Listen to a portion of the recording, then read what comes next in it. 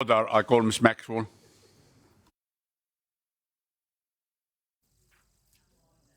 Thank you, President. My question is to the Minister for Employment, Innovation and the Digital Economy, Ms. Pulford. During the 2019-20 bushfires, one of the many sets of issues that plagued local communities in northern Victoria were our long-standing, ongoing problems with internet connectivity and mobile reception. Indigo Shire CEO Trevor Areno spoke about these problems very publicly last year when he said the lack of mobile service along major roads into and out of Beechworth, for example, made it near impossible for people in high-risk areas to receive even basic alerts, warnings or updates on conditions. So I ask, what actions, if any, are being taken by the state government to ensure that emergency management considerations are regarded as the most critical priority in fixing mobile black spots and internet access problems in Victoria? Minister Pulford. Thank you very much, President. I thank Ms Maxwell for her question. I thank the community of Bright for welcoming us so warmly, and Ms Maxwell's question is absolutely timely, and reflecting on the remarks of the Chair of the Bushfire Recovery Committee at our welcome reception last night, the comments made so eloquently by both Claire and the Mayor earlier this morning, that they each described the fear and uncertainty of smoke and rapidly changing information, perhaps being so close to be able to see flames. Last night we heard about evacuate, no, don't evacuate, no, go home, back, evacuate again, and one family that experienced this 5 times. And so, having grown up in a bushfire-prone and indeed impacted area, I can remember well that fear and that anxiety. And of course, all anybody wants to know is that they have the most accurate information they can possibly have in the most timely way.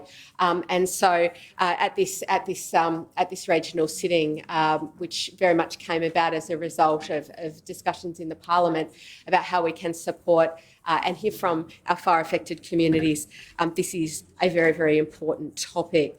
So we have been participating in partnership with the federal government for many years now in the Mobile Black Spot Eradication Program, different names, different guises, different scales of funding from time to time.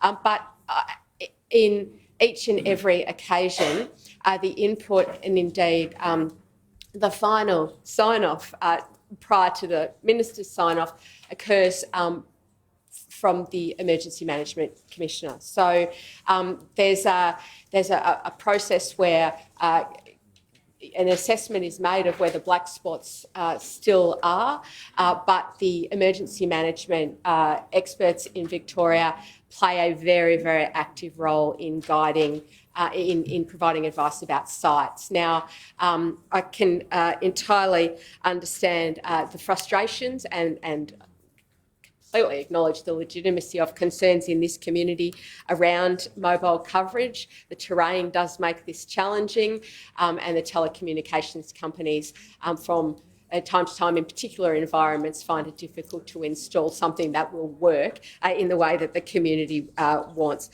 We've recently funded 6 new mobile base stations in Indigo Shire, and there was consultation with the local community through the identification of those sites. And just for context as well, we're participating with the federal government's program and NBN satellite services for public Wi-Fi internet as well. Minister, thank you. Ms Maxwell on a supplementary. Thank you, President. Thank you, Minister Pulford.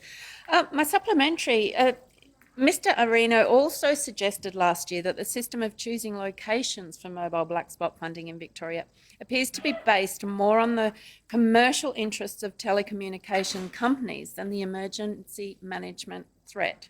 To reinforce that impression, I would note that the Department of Jobs, Precincts and Regions database of potential mobile black spot locations across regional Victoria is not made publicly available on the basis that it holds commercial in-confidence data provided under agreement with the mobile carriers.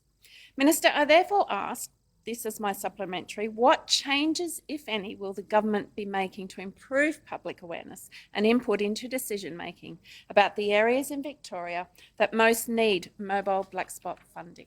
Minister Pulford. Thank you. I thank Ms Maxwell for her supplementary question.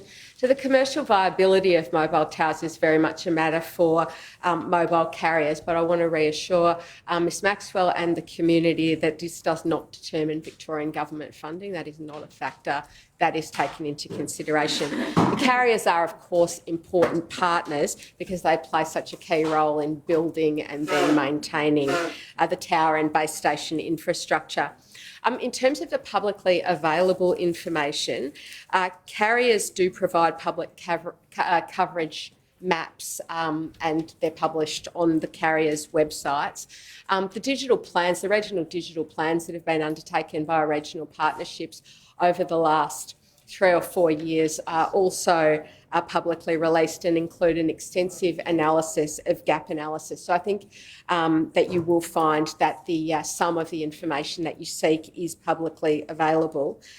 In terms of our next steps as a Victorian government, there was a very significant funding boost to our digital infrastructure programs in the state budget in November last year, $300 million of which, of the $626 million, for mobile connectivity to improve the eradication of black spots. Thank you, Minister. We will be extensively consulting with communities in the development.